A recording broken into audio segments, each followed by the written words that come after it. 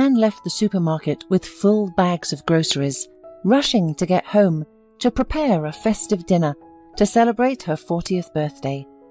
Only close friends and their families were invited.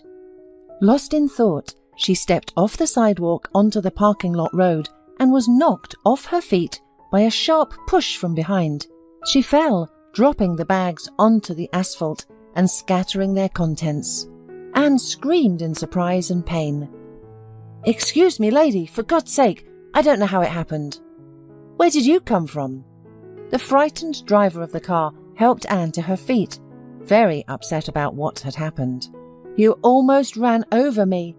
Who even gives such people a driver's license?" Anne exclaimed, rubbing her injured hand from the fall. "Well, you're good too. You should have looked around," protested the stranger. Anne gave him a fiery look. The man lowered his tone. "I'm sorry, I was wrong. Let me take you home. I'll get the groceries now." The man, picking up the bag, began to collect the scattered products.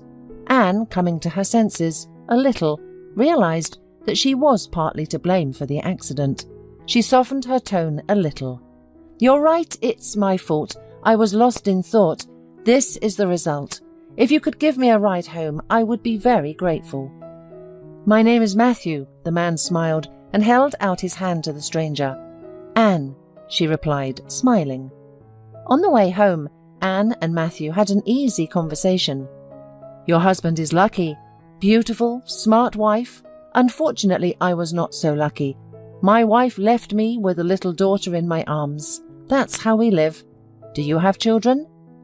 Anne's face changed at the question. The question of children was her pain. Having been married for a long time, she never managed to become a mother.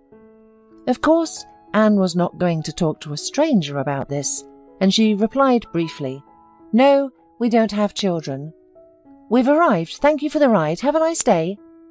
The car stopped at the high gate, behind which was a large, beautiful house. "Anne, I'm sorry if I offended you," Matthew said, noticing that he had upset the new acquaintance, but he did not understand what exactly. "No, you forgive me. My nerves have been giving way lately. Thank you again." Anne quickly unpacked the groceries and started preparing dinner. When the table in the living room was already set, and there was very little time left before the guests arrived, Anne called her husband, but he did not answer the call. Anne sighed heavily. Lately, her husband had been staying at work until late at night. He often got irritated at all of Anne's questions and said he had a critical project.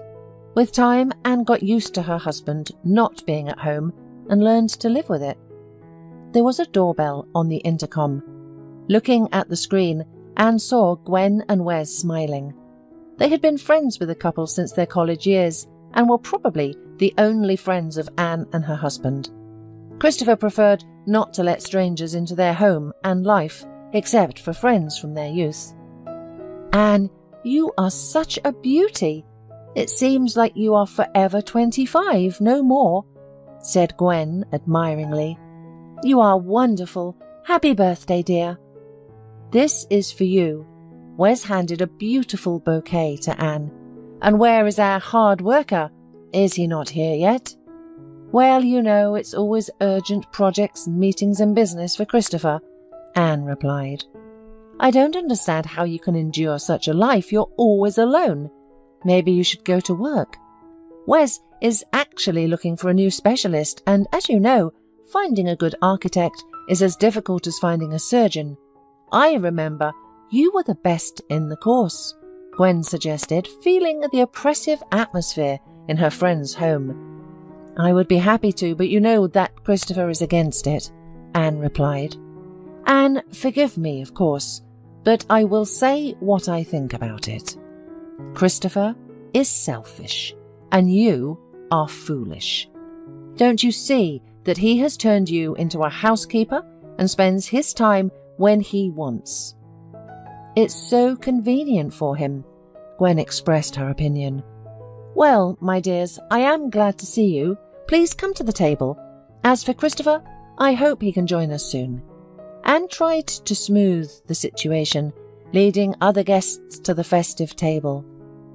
After some time, when the company had eaten their fill and were now remembering the curious stories of their student years, Christopher finally returned home. The man was serious and smiled at the guests more out of politeness than joy. "Christopher, you could have come earlier today. We haven't seen each other for so long, and it's your wife's birthday today. And where are the flowers for the hostess and beloved woman?" Gwen couldn't remain silent when she saw Christopher walk into the room empty-handed. "I am also glad to see you, but work doesn't wait. Wes probably understands me," the man replied, showing everyone that he did not like listening to such speeches. "I didn't have time to buy flowers. I was rushing, as you see. Anne, happy birthday." "Thank you, dear." Anne opened the box and smiled sadly. Christopher never bothered about getting her a gift. He always gave his wife something from jewellery, and this year was no exception. The table became a little more cheerful with the arrival of the homeowner, but constant messages on his mobile phone interrupted conversations. At the end of the evening, after saying goodbye to Anne and Christopher, friends left the big house, and silence fell again. Anne began to clean up the table, and Christopher was constantly absorbed in his phone. When the cleaning was done, Anne turned to her husband. "Christopher, don't you think that even when you're at home, you're very far from it in your thoughts?" "Anne, don't nitpick. I'm working." "Okay, I understand." The woman said silently and walked to the bedroom. Barely holding back tears, she entered the room and allowed herself to cry. Despite being married, Anne felt very lonely and unwanted. Her father passed away when she was young, and her relationship with her stepfather never really worked out. Thankfully, Anne's friends never disappeared from her life. Otherwise, she would have been completely alone. Anne remembered her conversation with her friends and seriously considered the need to start working. She could spend her time productively and not feel so lonely. The next morning, Anne woke up early and noticed that her husband wasn't next to her. She had a bad feeling and knew that something wasn't right. Anne peeked into her husband's slightly open study door and saw Christopher sleeping on the couch, hiding under a jacket. Her heart raced in her chest. Something was definitely going on with her husband and their family as a whole. After taking a shower and getting ready, Anne went downstairs to the living room. Christopher was sitting in a chair, staring thoughtfully at the landscape beyond the window, with a cup of coffee in his hands. He didn't notice his wife's presence at first, and when Anne greeted him, Christopher jumped in surprise. "You've been acting strange lately. Are you okay? You slept in the office? Are you avoiding me? Christopher, do you encounter problems at work? What's going on?" Anne asked all the questions that bothered her. "We need to talk," Christopher replied in a calm voice. "Yes, I wanted to talk to you as well. I know you'll be against it, but I've decided to start working. I've fallen in love with another woman. She's pregnant and we're expecting a child," Christopher answered in the same mundane tone of voice. Anne's vision blurred. She swayed and could barely stand. "But how long has your affair been going on?" was all she could ask. "What does it matter? I found out about the pregnancy yesterday, if it's so important to you," Christopher said. "Thank you for not ruining my birthday," whispered Anne, and her tears streamed down her face. "Listen, let's do without hysterics," Christopher said. "Christopher, don't you care about my feelings at all?" "And what do you care about mine, Anne? I'm 40 years old, and all of my acquaintances already have children. And what do we have?" Christopher raised his voice, completely unaffected by his wife's tears. "How dare you blame me for not having children? You know how much I've been through, how many doctors I've seen." "Anne, stop this spectacle. Why all this tragedy? Thousands of people get divorced and move on. Understand, I will soon have a son, and I will finally be happy. Tonight when I come back, we will discuss the details of the divorce," Christopher said, and left, slamming the door behind him. Anne collapsed on the floor, crying from pain and humiliation. Christopher decided that the first thing he would do was to stop by his mistress Ellen and let her know that he had finally confessed everything to his spouse and that they would soon get divorced. He planned to legalize his relationship with Ellen afterward. Christopher used his key to open the door to the apartment he rented for Ellen, but was surprised to see her packing her things in a huge suitcase. "I'm home. Why isn't anyone greeting me? And what's going on here? Are we going somewhere?" he asked with a smile. Ellen was surprised to see Christopher. Hi, darling, I didn't expect you so early," she said. "So, you didn't answer me. Are we going somewhere?" Christopher asked, twirling Ellen in his arms. The young woman pouted theatrically. Christopher looked at her questioningly. "Yes, we're going to your beautiful country house, where your wife is currently enjoying life." "Well, dear, she has nowhere else to go for now. I have to buy her an apartment. Understand, I can't just throw Anne out onto the street," Christopher explained, frowning. But Ellen wasn't listening to him. "I don't want to understand anything. We're a family, there are almost 3 of us, and we are huddled in this miserable tiny apartment, while she lives alone in her pleasure in the big house. Besides, our baby needs fresh air, and we're forced to live in the city and breathe this polluted air."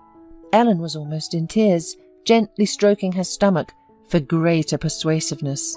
"You're probably right. Don't be upset. Don't upset our son." "Well then, we'll move," Christopher said. Anne was shocked by her husband's betrayal and couldn't gather her thoughts. After sitting on the couch for half a day, she thought it was just a cruel, silly joke. "Christopher will come and say that it's a prank. Just a prank," Anne repeated aloud like a spell. The incoming call on her mobile phone made the woman tremble.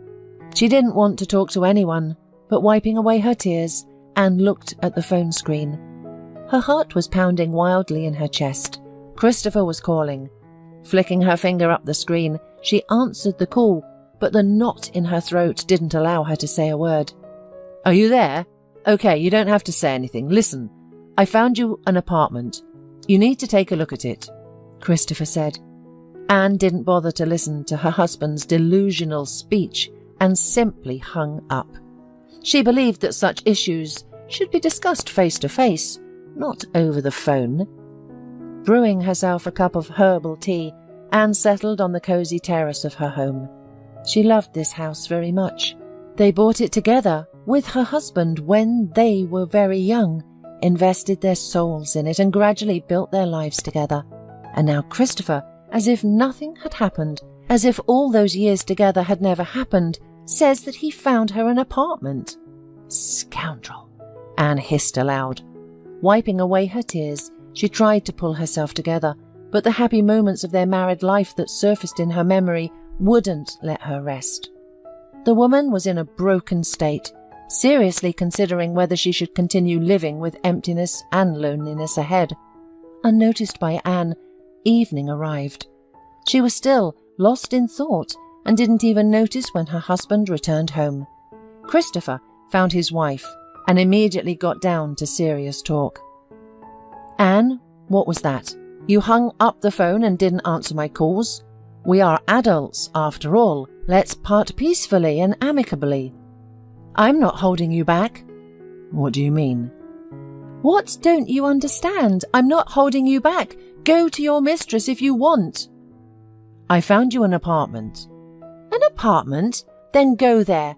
I'm in my own home and I'm not going to vacate it for your mistress. In the worst case, we will sell it and divide the money. I think that would be fair." "Anne, this is actually a house bought under my mother's name, if you remember. Moreover, it cannot be sold as it is under mortgage." "Excellent, dear. Now I understand why you insisted on registering the house in your mother's name. You covered your back very well. Do you remember that I sold my apartment years ago and invested everything I had in this house?" "I remember everything. That's why I'm telling you that I found you an apartment. You need to see it, and then we can finalize the deal and also the divorce."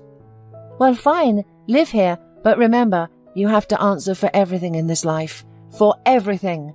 And you will definitely answer for the pain you caused me." The next day, Anne went to see the apartment her spouse had found for her. Along the way, she remembered how happy she and Christopher had been, how much they had gone through together to achieve what they wanted, what it had cost to arrange their home, and how strongly she supported her husband. Anne had sacrificed her own career for her spouse. She had helped him with complex projects, and now the woman simply couldn't understand how Christopher could easily find a replacement. Anne understood that the main reason that she was at the divorce stage was the lack of children. This topic was very painful. How many times had she run around to the best doctors' offices? How many pills had she taken? How many injections had she endured, but all in vain? Doctors had just shrugged and couldn't explain why, after so many years spent together, she and her husband had no children. Christopher never blamed his wife for this problem directly, but nevertheless, he was sure that the problem was with his spouse. Anne was very pained to listen to when Christopher talked about Gwen and Wes, their growing son. Lost in thought, the woman didn't notice that she was standing right in front of the entrance to her new home. The apartment was on the 5th floor, turned out to be quite spacious and bright. Of course, it couldn't compare to a private house, but it was suitable for comfortable living. "Where I started once, I end now," muttered Anne. The next day her suitcases were almost packed. She took only what was hers, and sadly looked back at her home.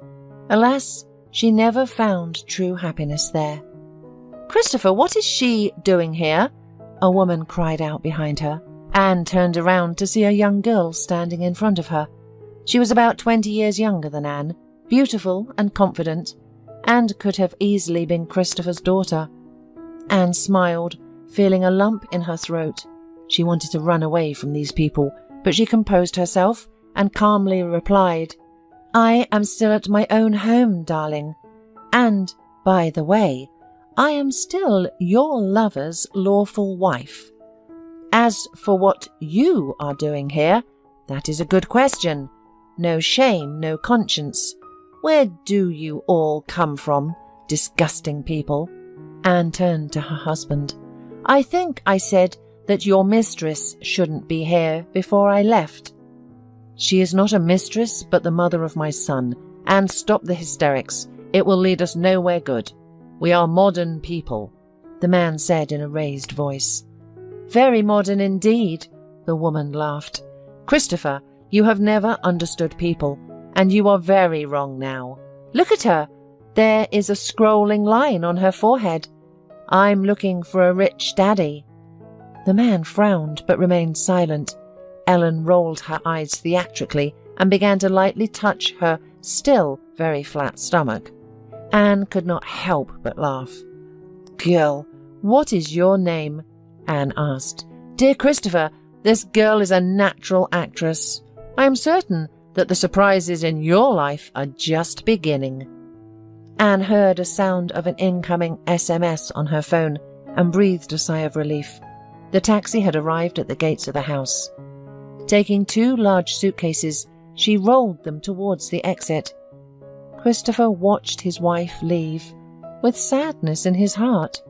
Something was bothering him, something unpleasant in his soul, and at some point he even wanted to stop this madness that was happening in their life. But Ellen quickly resumed playing her role, as if sensing that something was wrong, and tried to shift the attention of the man she adored to herself. "Christopher, my dear, something hurts badly in my lower abdomen," Ellen complained. The man quickly came to his senses. "My dear, you should not worry. Rest and stay in peace and quiet, as the doctor said, remember?" said the man, and holding the waist of his beloved, he gently sat her down. Anne left the walls of her once beloved home, holding on to her dignity until the end. It was unbearable for her to see the woman who destroyed their family being treated with such tenderness and care by her husband. And what awaited Anne herself ahead, she was even afraid to imagine. In the taxi, she let her tears flow. The driver sympathetically looked at the passenger in the rearview mirror and eventually asked, "Are you okay? May I help you with something?" "I'm sorry, I just couldn't hold back my emotions anymore. It's just that my husband brought his pregnant mistress into our home, that's all," Anne replied with sadness, tears streaming down her face. "You know, but I'm not certain that such a beautiful woman can be replaced. What a fool your husband is," replied the driver. "Well, where is that beauty? I'm already 40. He found himself a young girl," Anne responded. "Dear woman, you're only 40. It's the perfect time to love, live and thrive. As for the youth people, they've got nothing but wind in their heads. What's the use of their youth? I'm 67. Trust me, as an experienced man, everything will be fine for you. And when that happens, your husband will come back. But will you need him later? It may seem like the end of the world now, but believe me, you will soon remember this situation with complete indifference. You may even laugh about it later." Anne was truly grateful to this wonderful stranger for his support and kind words. She listened to him, and in her heart, hope for a happy future began to grow. In her first month in her new place, Anne was arranging her life. The apartment in the new building was spacious and comfortable, but it couldn't compare to the cosy home where she had spent many years. Perhaps the woman would have gone crazy from loneliness and sad memories if it weren't for her childhood friends, Gwen and Wes, who supported her as best they could. Wes took Anne on at his company without hesitation. Little by little, Anne settled into her new work environment, where she was greeted warmly by the team, and when she received her first paycheck in many years, her happiness and joy knew no bounds. Gwen was a frequent visitor to her friend's home. Wes, in turn, on his own initiative, stopped communicating with Christopher. The man only called him once, as soon as he found out what had happened, and of course did not support his friend's betrayal. One night, Anne stayed at work late. There was an urgent project that they couldn't seem to finish on time for the client. Wes was already desperate and was sure that his company would fail the project and the client would go to a competitor. But Anne, remembering everything she had been taught at the university for many years, worked hard and fixed the situation. Leaving the finished project on Wes's desk, she left the office. It was quite damp and cold outside. The piercing wind literally blew through her coat. Anne shivered from the cold. "Oh, my bad. I should have called a taxi in advance," the woman scolded herself aloud. Looking around, Anne saw the headlights of a parked car on the other side of the street. The road was empty, so deciding to take a shortcut, she resolutely moved forward to cross the 4 lanes of the roadway. A second later, as soon as Anne stepped onto the road, a car jumped out from around the corner. The headlights blinded her. She heard the squeal of brakes and stumbled out of fright. "You're crazy and probably tired of living," she heard the voice of a man getting out of the car. "It's you who's crazy. Watch where you're driving," snapped the woman, fully aware that she was in the wrong. "Oh, an old acquaintance. Hello. The same people are always on the road," heard Anne, a mocking male voice. Although he seemed familiar to her, the headlights still blinded her, and she couldn't see the face of the driver who had approached her.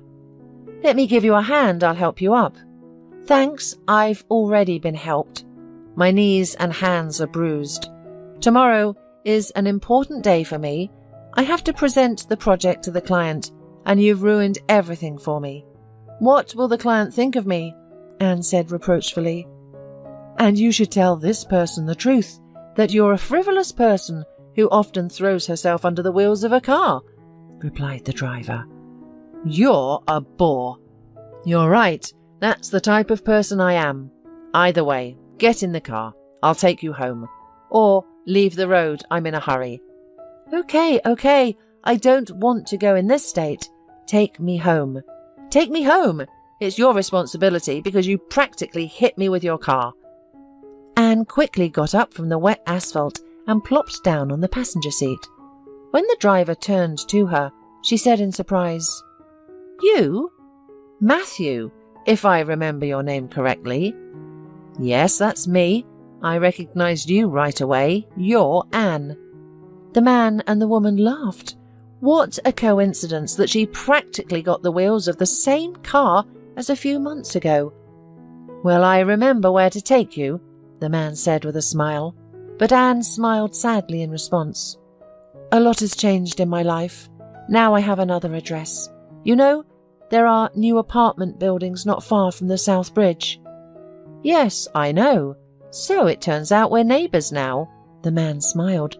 "Excuse my curiosity. Why did you move from a house to an apartment?"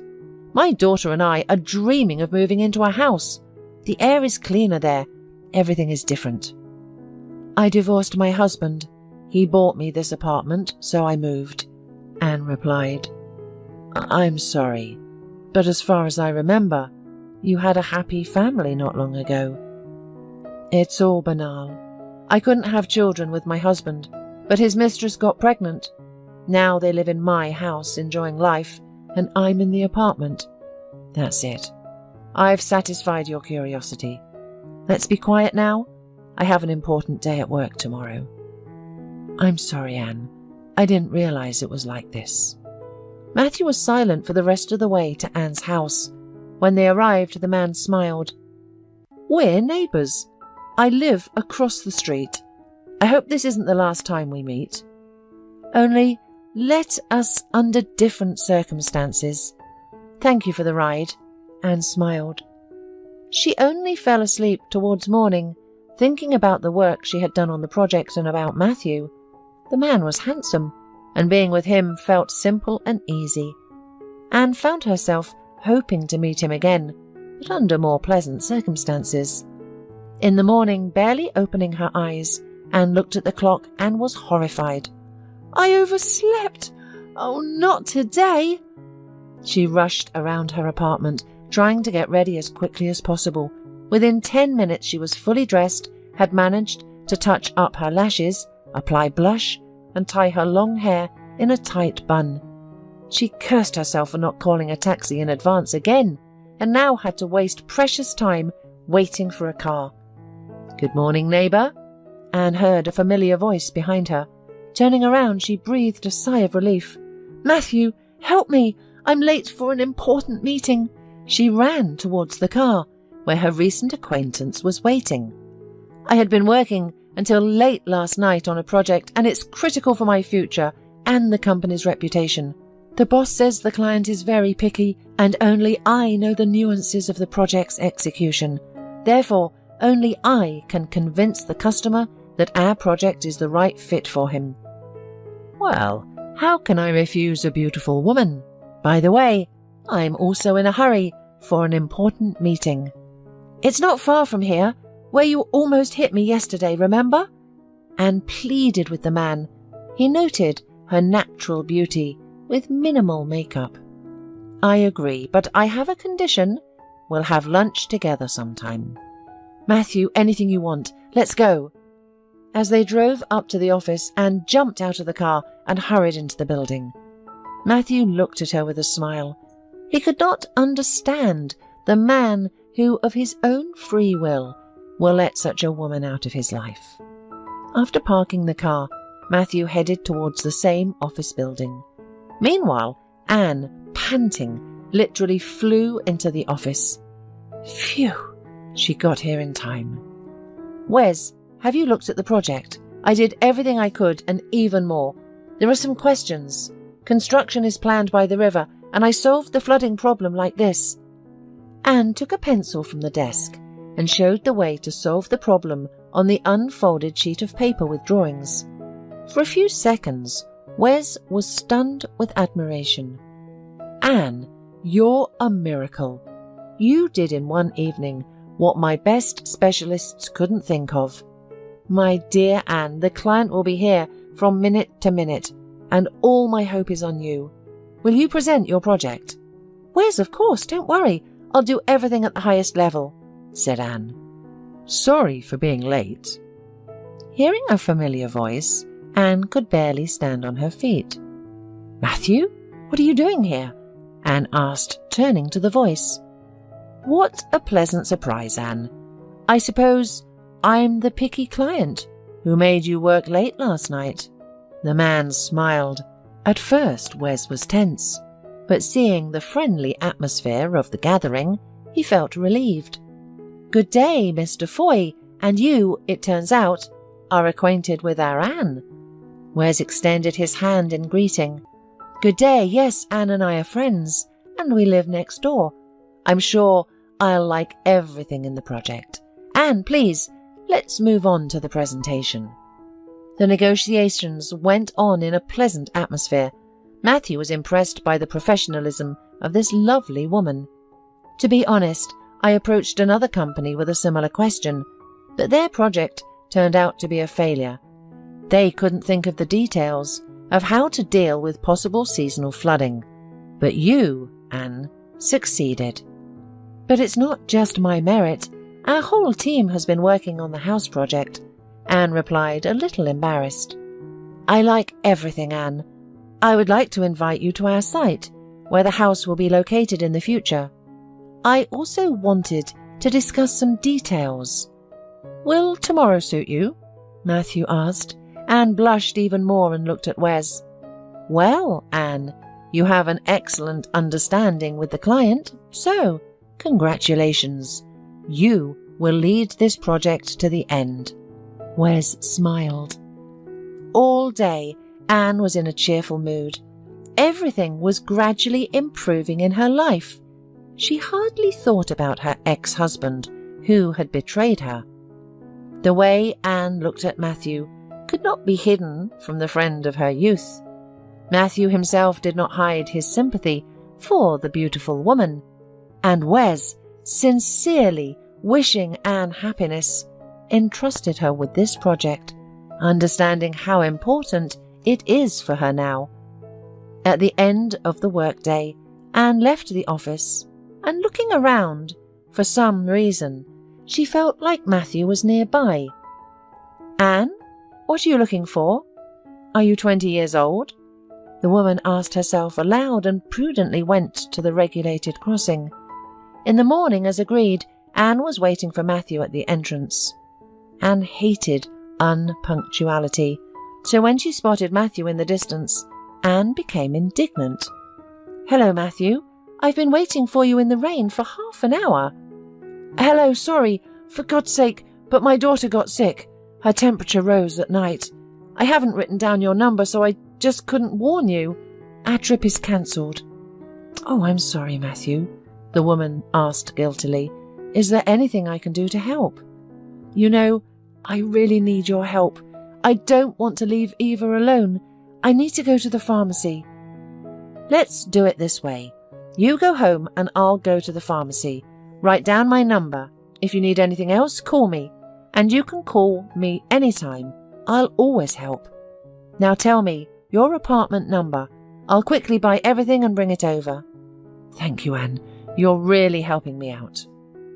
15 minutes later, Anne returned from the supermarket with a bag containing fruits and medicine bought from the list. Take off your coat and come in, please. Eva fell asleep. I made tea. You're all wet, and I wouldn't want you to get sick because of me, Matthew said tenderly, helped Anne take off her coat and invited her to the kitchen. To Anne's surprise, the atmosphere in Matthew's apartment was quite modest. She knew that the amount of money needed for Matthew's project was quite large. However, based on the situation in the apartment, it could be concluded that he was not a wealthy man. During tea, Matthew and Anne talked a lot, including about his little daughter Eva, who was only 5 years old. The girl was born healthy, but a month later, doctors diagnosed her with a congenital heart defect. When the baby was 1 year old, doctors performed a successful operation, and Eva quickly recovered. A year after the operation, Eva had her first asthma attack. Matthew did everything he could for his daughter, but no one was able to cure her completely. The only thing doctors recommended was to take the child out of the city more often and change the environment. Fresh, clean air will certainly be good for her, and maybe the disease will go away altogether. She will grow up and be completely healthy. That's why I thought building a house now is the way to go. The only problem was that the house would be practically by the river. You're the only one who could solve that problem. Matthew, please, excuse my curiosity, but what do you do? Where do you work? It must be difficult to raise a daughter alone. You're a mum and a dad to the little girl.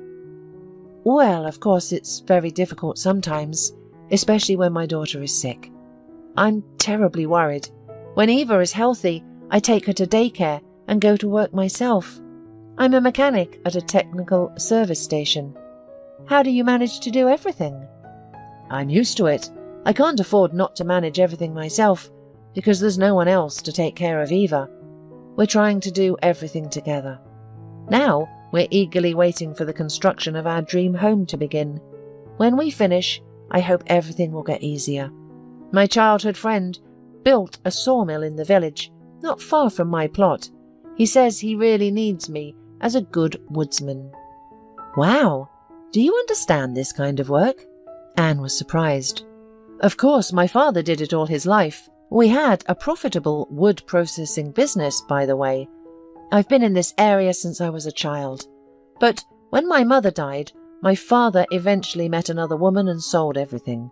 I didn't even think about doing this business. I just wanted to leave for the city. My father gave me a large sum of money from the sale of the business. I graduated from agricultural college. I know everything about forestry. I became a car mechanic because my profession wasn't in demand in the city. But I make good money, enough for me and Eva. I still plan to leave the city and do what I love. Anne listened to Matthew with admiration.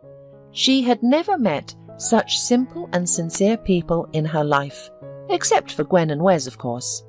Matthew shared a lot about his plans for the future. Anne liked everything about him: his sense of humour, simplicity, way of communicating, care and attention. She especially liked his sincere eyes and smile.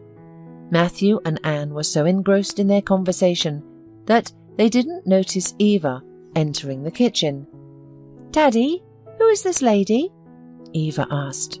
"Eva, darling, how are you feeling?" Matthew smiled, turning to his daughter. "Come here, I'll introduce you to my friend. This is Anne. She lives next door to us and came to help us as soon as she found out that you were sick." "Hello, Anne. I'm Eva." "I'm very pleased to meet you, Eva. You're a very cute and beautiful girl," Anne said, looking at her new acquaintance with curiosity. "You're also very beautiful. Do you have a daughter?" the little girl asked. "Unfortunately, no. I would really like to have a smart daughter like you," Anne replied sincerely. "Well, if Eva agrees, I suggest we order pizza and watch an interesting movie. We have an unplanned day off tomorrow anyway," Matthew suggested. Eva clapped her hands with joy and hugged everyone. "Hooray! Will Anne also be with us?" Matthew looked imploringly at the confused woman. "Well, if you accept me into your team, I would be happy to join you," Anne said, stroking the little girl's unruly curls, and the girl leaned against her, putting her head on her shoulder. Anne was touched by the child's sincerity, warmth and openness. From that day on, a true friendship blossomed between Anne and Matthew. Eva was pleased that Anne had become a frequent guest in their home. The friendly company spent time together perfectly, playing board games, watching educational films about animals, and often going to amusement parks and zoos. After spending months together, Anne could no longer imagine her life without Matthew and Eva, just as Matthew and his daughter couldn't imagine their lives without Anne. The house construction was progressing rapidly. Wes entrusted Anne with another complex project, which she handled brilliantly. The employees now consulted Anne on difficult matters, and she never refused to help them. One day, when Wes came to the office, he was acting differently than usual. Anne noticed this and decided to find out from her friend what was troubling him. "Wes, may I come in? I made coffee." Anne knocked on the boss's office door with a cup in her hand. "Hello, Anne, come in. Of course you're always welcome," Wes smiled. "Did something happen? You seem upset," Anne said. "Yes, Anne, you're right, something happened. Remember, Christopher gave me some money? Well, he's having some problems with his business and other things. Ellen seems to have given birth to a son, and he demanded the money back sooner than expected. And that's not all, Anne. He asked me to tell you that the apartment you live in 2 words, he has his own family, and he won't pay the loan for it anymore." "Yeah, that's to be expected. It was a surprise to me that the property was bought on credit, but Christopher promised to pay for it regularly. Once again I believed him, and he cheated again. I'll pay back my debt within a week, and I don't understand how he could do this to you. We've been together for so long. You sold your apartment and invested every penny in the house, where he now lives with another woman. I really wanted to hit him hard, but this coward refused to even meet with me. He said I should put the money in his account, and since I supported you, he said we have nothing more to talk about. Wes, I'll manage. The apartment is in my name, I earn good money, and I have a wonderful boss, so I'll pay off the loan myself. Now I've learned a lesson for life. I was foolish, young, and didn't think it would all end like this. But he has a son now. You know, Christopher always wanted children, and of course he should think about his future now." Anne sadly smiled. "Oh, come on. Do you still feel pity for him after all he had done?" "Oh, Anne. But anyway, you're not alone. Gwen and I will help you. Our company's reputation has grown thanks to your efforts. That's why I decided to give you a well-deserved raise." "Thank you, dear. Can I leave early today? Everything is done at work. I want to stop by the store on the way home. Today is my birthday. We've already picked out a gift with Matthew. We just need to pick it up." "Wow, you've picked the gift out with Matthew?" Wes smiled. "Is everything serious?" "Oh, I don't know, Wes. I think I should trust fate, if it gives you a second chance. Matthew is a very good person, and Eva is so cute a girl. They brought me back to life." "Your eyes are glowing, Anne. Don't miss the chance for happiness. You're right. Trust fate." "Thank you. I'm overjoyed that you and Gwen are there for me. Otherwise, I would have gone crazy from loneliness." A year passed. "Well, guys, you did an impressive job. Your house is just amazing. Anne, you calculated everything perfectly with the river. Now, no flood can harm it. When are you planning to move in?" Wes admired the view from the house terrace, which overlooked the river. "Probably when the time comes." Anne rubbed her rounding belly and looked at Matthew with eyes full of happiness. The man hugged his wife and gently kissed her cheek. "We have a little more to do. The workers are finishing the work inside the house, and that's it. Besides, Anne and I have decided to live in the city until the baby is born, and then we'll think about moving." "Great job, guys. I'm thrilled for your new family," said Wes. "Oh, Wes, I never thought a person could be so happy," Anne summed up. "You're a bright example, dear. Matthew, don't hesitate to ask for help. I'll always help. Anne's family is my family. That's our rule." "Thank you, Wes. Help will really be needed. I decided to get into woodworking. I'm like a fish in water in this business, so soon I'm going to set up production locally." "Wonderful. But I won't let Anne go. Don't even dream about it." Anne laughed. "Wes, I won't leave you either. You and Gwen have helped me so much. I remember kindness and value our friendship. And I enjoy my work. And money won't hurt us right now. All right, enough about business. Let's go see Gwen and the kids. They're probably missing us." When they returned home, they saw the children playing with the ball. Gwen was setting the table. She brought the treat, having prepared it in advance at home. By this time, the life of the abandoned, cheated woman was gradually getting better. The apartment issue was resolved thanks to a lawyer hired by Wes, thanks to the decent payment for her work, and diligently paid off the mortgage on the property. She married Matthew 6 months after they met, and Eva was pleased that she now had a mum, like all her friends.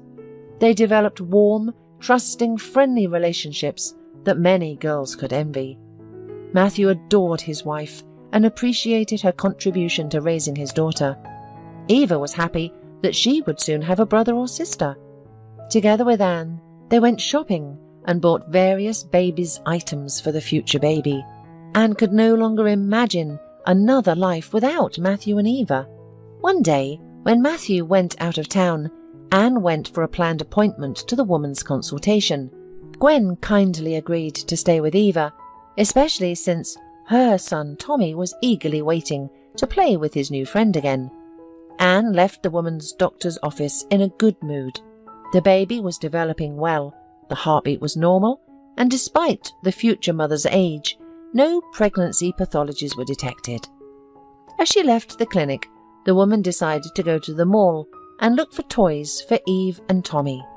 However, an unpleasant surprise awaited Anne at the shopping centre.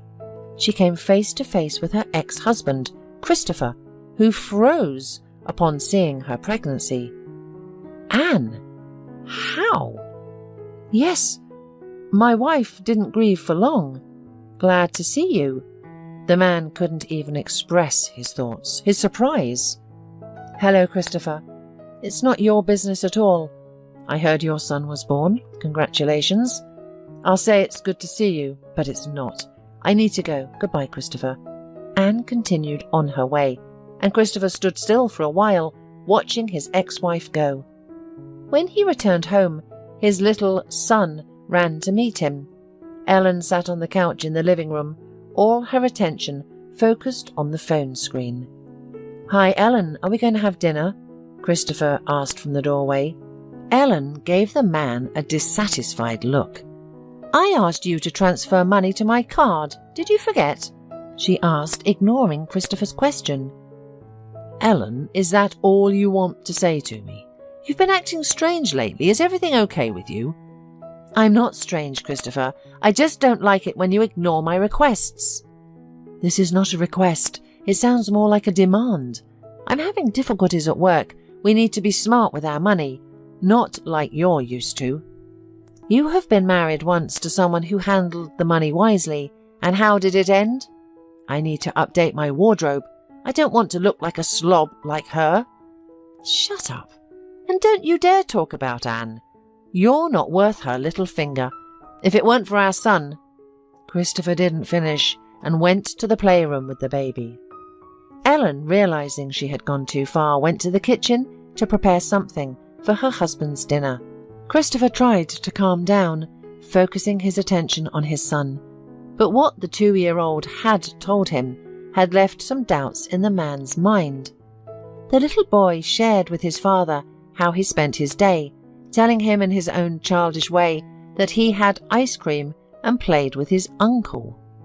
That night, Christopher put off the unpleasant conversation with his wife, but asked what they had been doing today. Ellen answered vaguely that they had stayed home all the day. At night, Christopher couldn't get Anne out of his head. He noted to himself how good she still looked and how pregnancy suited her. The thought that his ex-wife was happy with someone else drove him crazy. A sudden wave of unfounded jealousy overwhelmed him again and again. The next day, Christopher went to work as usual. Unexpectedly, he said to Ellen as he left the house, "I sent you the money you asked for on your card, so update your wardrobe." After hearing these words, Ellen smiled and literally jumped on her husband, wrapping her arms around his neck. My dear, thank you. I love you, my love. See you tonight, said Christopher. He carefully pushed his wife aside and left the house until evening. The man did not go to work that day. Instead, he decided to follow Ellen to see if she really would go shopping with their son, and soon he got very disappointed because he caught his spouse in the act of deception. As soon as Ellen left the house with their son, Christopher set off after her. He drove cautiously so as not to be noticed. It was immediately alarming that his wife went to a residential area of the city, where she parked the car in front of a 10-story building, took their son in her arms and went inside. Christopher patiently waited for her to come back out, which didn't happen until closer to the evening. Ellen left someone else's house, accompanied by a young man carrying Christopher's son on his shoulders. Christopher barely contained his anger, but didn't reveal himself. He wanted to get to the truth and began to have doubts in his head. Meanwhile, Matthew and Anne finished building their dream home and planned to spend the weekend there with their friends Wes and Gwen. Matthew, I'm going to my apartment for a minute. I need to water the flowers. We won't be here for a few days. Can you handle it yourself? Maybe take Eva with you? Yes, my love, of course. With Eva, we'll do it faster. Eva did her best, deftly watering the flowers and entertaining Anne by humming a tune. The sudden knock on the door didn't surprise the woman with the child. It's probably Daddy. Please open the door, dear, but first ask who's there. Anne turned to the little girl. Okay, Mama Anne, I'll be right there. Running to the door, Eva asked who was there. Hearing a stranger's voice behind the door, she immediately called for Anne. When the woman looked through the peephole, she was very surprised to see an uninvited guest. Christopher, what are you doing here? The woman asked, opening the door. We need to talk. I'm a fool. Forgive me. I apologize for what I've done to you. Let's start over, please. Anne looked at Eva and smiled at her. Eva, go check if we watered all the flowers together. I need to talk to this person for a few minutes. The little girl obediently nodded her head and disappeared behind the door of the room. Christopher, are you out of your mind? I have a different life now. I'm expecting a child with my beloved. Once upon a time, you said you were finally happy, and you were about to have a son, remember? Well, now I understand what you meant. Christopher, I'm finally happy. I have a daughter, and another child is on the way. I don't love you. I let you go a long time ago. And no, you can't. I was a fool. I'm divorcing Ellen. She lied to me from the very beginning. She was with me for the money. My son, he isn't mine. It's all a long story. I did a DNA test. Ellen gave birth to a son by another man.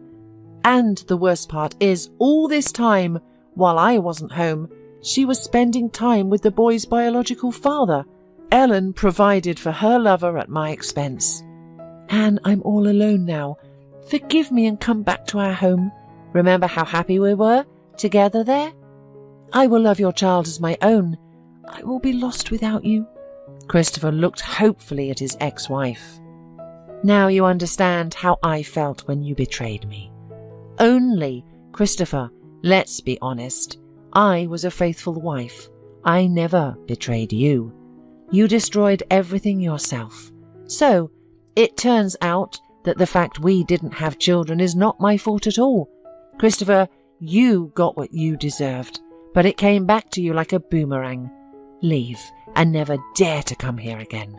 I will never come back to you. Christopher was in despair. The apartment door opened and Matthew appeared on the doorstep. He had unintentionally overheard the conversation between his wife and her ex-husband. Dear, you and Eva were gone for a long time. I decided to check if everything was okay, he said.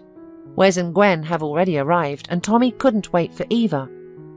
Having said this, Matthew looked sternly at the uninvited guest. And what are you doing here? Actually, I bought this apartment. I have the right, Christopher replied. Oh, what a wretch you are. This apartment belongs to my wife and only to her. Have you forgotten what it means to be a man? What other rights do you dare to claim here?" Matthew sharply interrupted Christopher. "Christopher, it's better to leave. It's all over," said Anne. There was nothing to say. Christopher couldn't hold back a tear rolling down his cheek. He sincerely regretted his actions, realizing that he had lost his happiness and had destroyed everything himself. Turning around, he slowly headed for the exit. At the doorstep, he turned back and unexpectedly said, "Forgive me, Anne. And you," he turned to Matthew. "Take care of her. There is no one like Anne in the whole wide world." "Don't worry, I won't miss my chance at happiness," Matthew replied coldly, and closing the door behind the guest, went to his wife. "Are you okay?" he asked. "Yes, everything is fine," Anne answered and closed her eyes with pleasure in the arms of her beloved. "Eva, it's time for us," Anne called the little girl, and the three of them went to their home. When the happy family cheerfully left the entrance of the building, they had no idea that a lonely man in a car opposite was watching them, gripping the steering wheel tightly. It was Christopher. He just sat and watched Anne and her family disappear, knowing that he would never have her again. 3 years passed, and a company of happy people came to spend time in pleasant company on the bank of the river in a cosy paradise corner. Matthew and Wes were busy at the barbecue. Tommy helped Eva teach her younger brother how to ride a 3-wheeled bike. Anne and Gwen watched their loved ones lying on soft loungers by the riverbank. "I look at my family ones and can't believe how happy I am. Gwen, it's scary to even imagine how I would live without them." "Oh, Anne, I don't think it could have been any other way. You deserve your happiness. Don't be offended, but I even envy you in a good way. Every day spent together is like a honeymoon. Matthew loves you, and he can move mountains and even more for you." "Yes, Gwen, you're right. It's like wings sprout from your back. Matthew is a great man. He has his production set up and work is booming. By the way, I'm almost finished with the project of your dream house, so we'll live nearby and see each other more frequently," said Anne joyfully. "Girls, the meat is ready. Let's eat while it's hot," Matthew called. Wes watched the approaching beloved women and couldn't hide his excitement. "Matthew, we're lucky to have them." Matthew turned around and smiled, seeing beautiful and cheerful women in front of him. Anne thanked fate for everything that happened in her life, for both the bad and the good. Now she knew what a real family, joy and love were. The life of a deceived woman, abandoned in a moment, changed fundamentally, precisely when she least expected it. Nothing happens for no reason. Every meeting is for something. It's important to correctly recognize the signs of fate so as not to miss happiness passing you by. Every day, looking at how her beloved husband Matthew plays with the children and how happily they laugh, Anne thanked God for the chance of a happy and carefree future. She loves and she is loved. Anne now knew for sure that life could be started even at 40.